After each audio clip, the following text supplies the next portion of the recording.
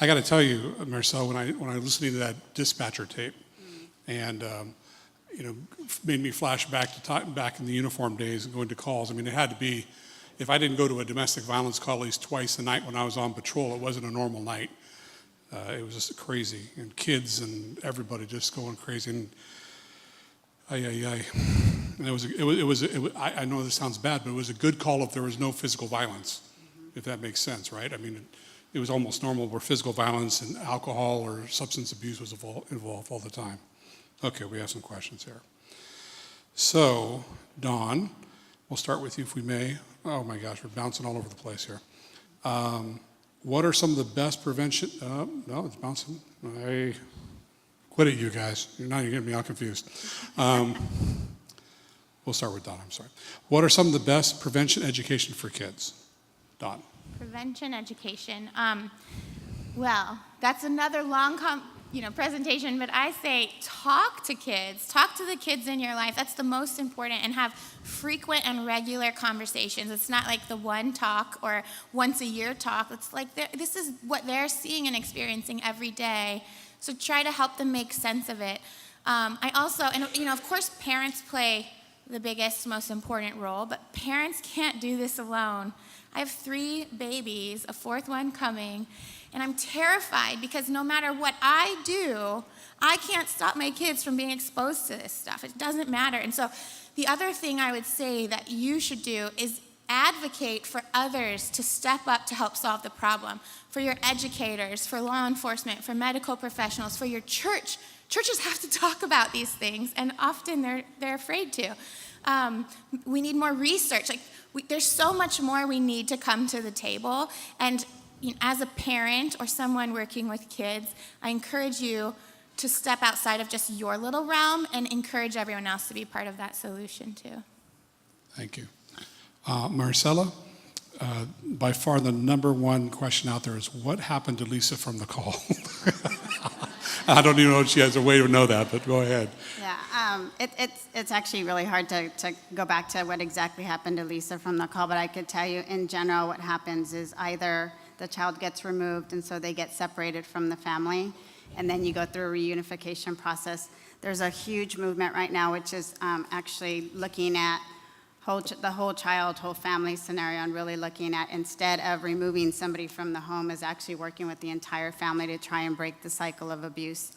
The next 2 days we'll have some of our staff talking about the intergenerational cycle of abuse, because oftentimes what you'll find is somebody like Lisa who's growing up in an abusive home, if she doesn't get the right help, right? So we talked about ACEs earlier today. Lisa probably skyrocketed on the ACEs score, and so really focusing on resiliency and doing those things is really important. And then not ignoring that Lisa's mom will need some support, and Lisa's dad will need some support as well. Excellent, yeah. And it is true. I mean, it's just,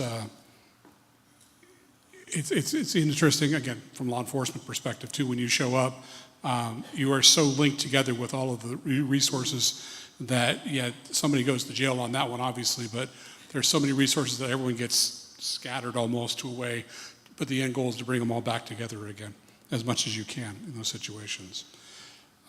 Okay.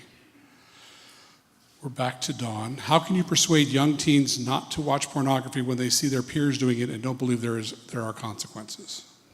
That's a super good question.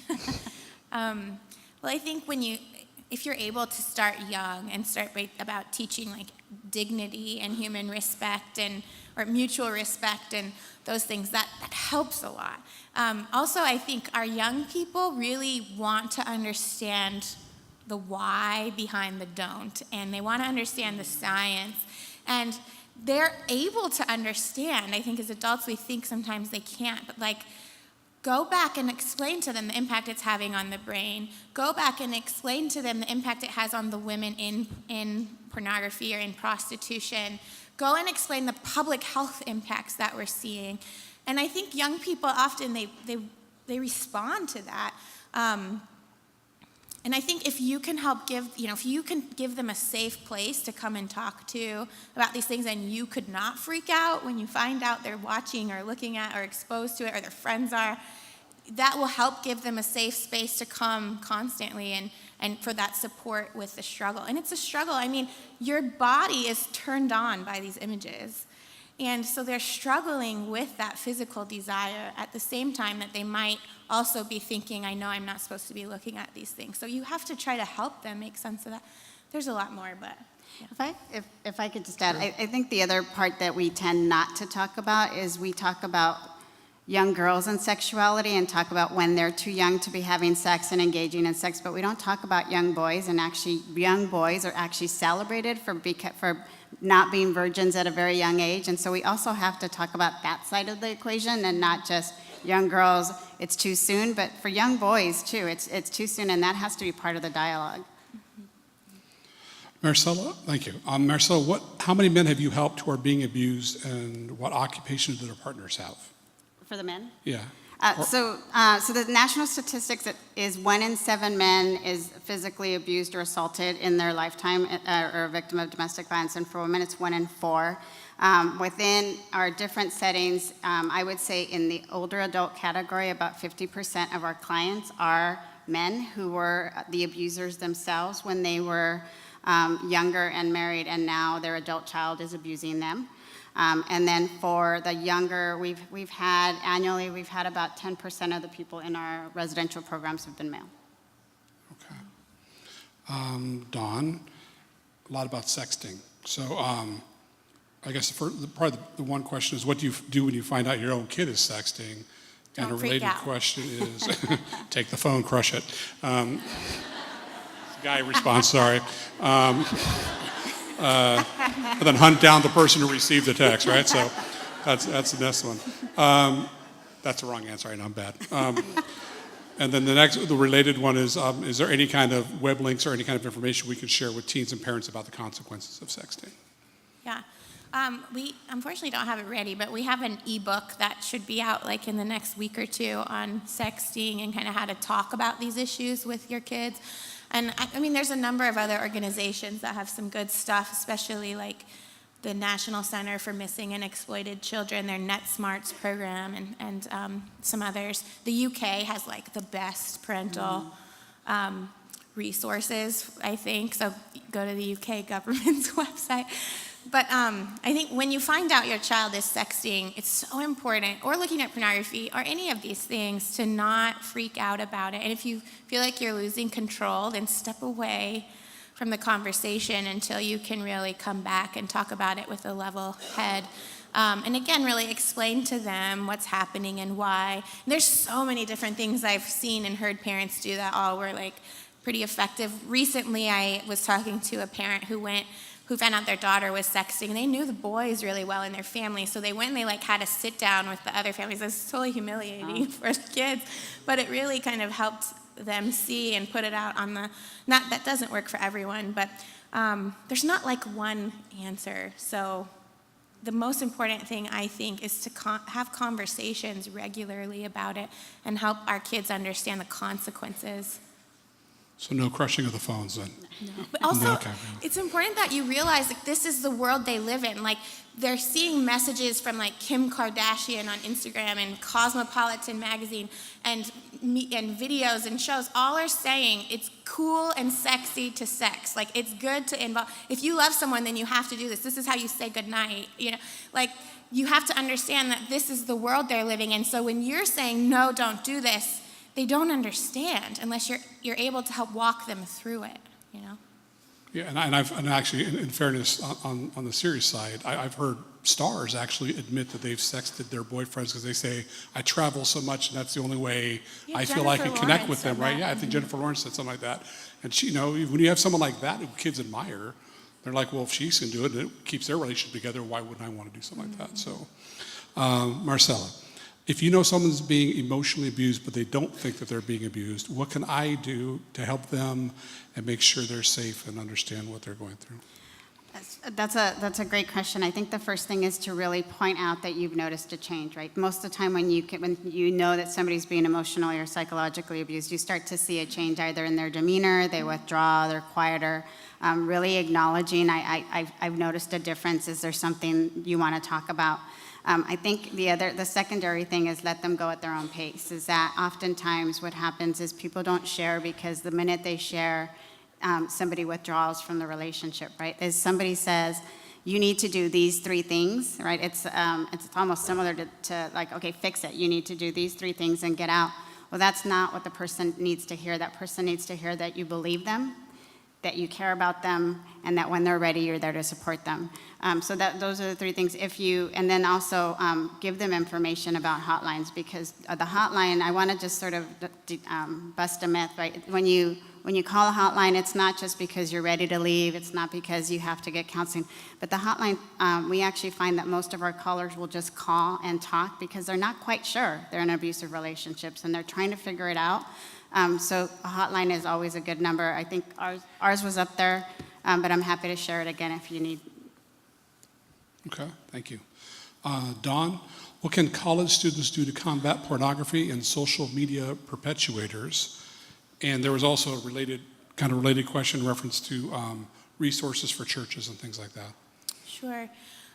We have a number of handouts specifically for the church and for college students. So on our website, endsexualexploitation.org, there's a handout section. But okay, first of all, with the college, area, I think, there's been so many interesting things college students have done. They've hosted events. They've had a table in the student center. They've had a dialogue or a debate. All of these kinds of things. They've shown a documentary. I'm just trying to send out some ideas for you. I'm happy to talk through and brainstorm more ideas. And then in churches, if you can get your pastor to see the issue and to feel equipped to speak about it, that will help tremendously, because the reality is that most of the families in your church are struggling with these issues. And if they're not struggling, then they're afraid of them. And I really think the church is such a key place to help prevent these issues. But a lot of times our pastors don't feel equipped. They don't know what to say. Or they feel like if they say something, it's going to spark some kind of controversy. The answers are long, but if they felt like they had the support of their members, many times they're willing to step out. So encourage you could start a group, a Bible study group or a discussion group or those kinds of things. You could start by just having handouts at the back of the church if the pastor would let you. But. Thank you. Marcella, and I'm not sure what the situation is. Will schools eventually be required to educate students on dating violence, online exploitation, etc.? How can we advocate for this? And I'm not sure if you know the answer. Well, actually, schools are currently under the bullying legislation that passed. Just so I think schools are now required to do education around bullying. That's include teen dating violence as part of it. I'll say one of the things that we have really noticed is when we come at it from it's teen dating violence education for teens, most of the teens will tune us out because 100% of them will believe that they're not in abusive relationships and it doesn't even impact them. And so we've actually begun to approach it more from what healthy relationships look like, and that's a much better approach with teens because it's very much opening dialogue. They're experiencing things that we have no idea about. My 9-year-old talks about things that I don't even remember knowing at 16, to be quite honest. And she goes to a private school, and so I'm like, well, how are you even picking these things up? But it's the TV. Our kids are growing up so fast because of technology, and so there absolutely is a law. I think some of it is really determining how you get access to the right providers to come in and help you bring that into your school. Thank you. Dawn, what are your thoughts about sexual addiction versus the compulsive sexual behaviors model? That's a complicated one. Was that a ringer, or that someone knows? Okay, so go. I mean, I think there's reasons. This is really complicated. It depends on what your audience is, but there's reasons to use both models, and the research is showing that both models really are helpful. Depends on the person, and I think there's an argument in the therapy counseling world about whether or not pornography is an addiction. In the neuroscience world, that is not a debate. The neuroscience is saying that it very much is an addiction and follows those pathways.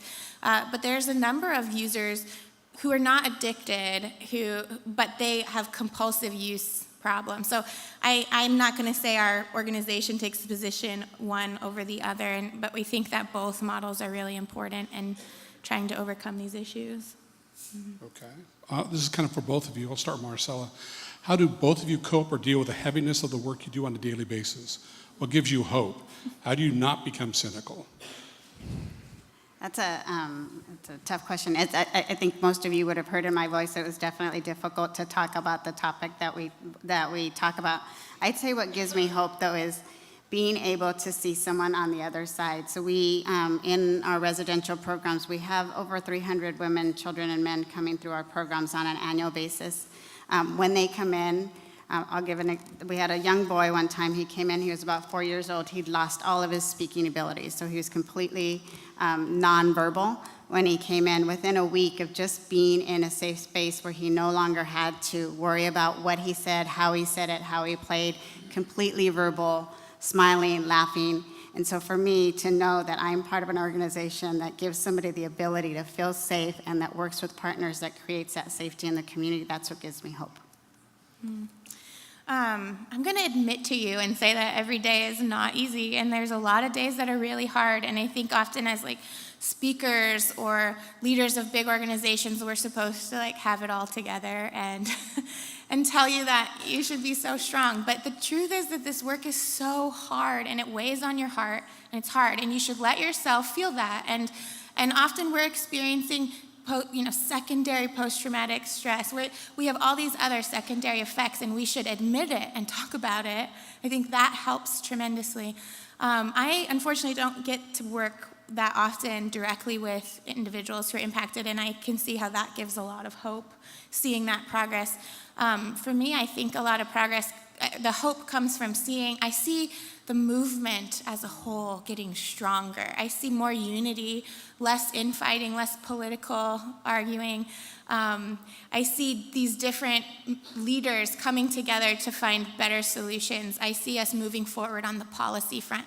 I've seen many major corporations change their policies once they are made aware, and that gives me tremendous hope that as we educate more people, more are coming to join the fight and help, have solutions. And then, to be honest, I have a strong faith, and I couldn't do this if I didn't believe that there was some other power out there driving us and calling us to fight for others and fight injustice. And I hug my babies a lot. So. Thank you. Marcella, I've always been told domestic violence is simply physical. Would you say the emotional abuse is domestic violence as well? Both emotional and psychological is definitely domestic violence. It's one of the reasons why now we are really using relationship violence, because it helps people see it's a spectrum of abuse. It's not just one thing. And Dawn, if a young adult is a victim of revenge porn, is a police report needed? Or what is the best way to take action? I would say file a police report if you feel comfortable doing that. Right now, our laws are not really strong on the revenge pornography issue. They're just kind of getting caught up state to state. Most states have no laws, but the more that we speak up about it, the more everyone's realizing it's a problem. So if you feel comfortable filing that report, it's really helpful, I think, to the movement in that regard, but yeah. Well, I want to thank you for all your questions. I didn't get to all of them. We're at the end of our time. However, we're going to have workshops tomorrow so we can follow up. I want to thank both these ladies for their time today. Let's give them a round of applause.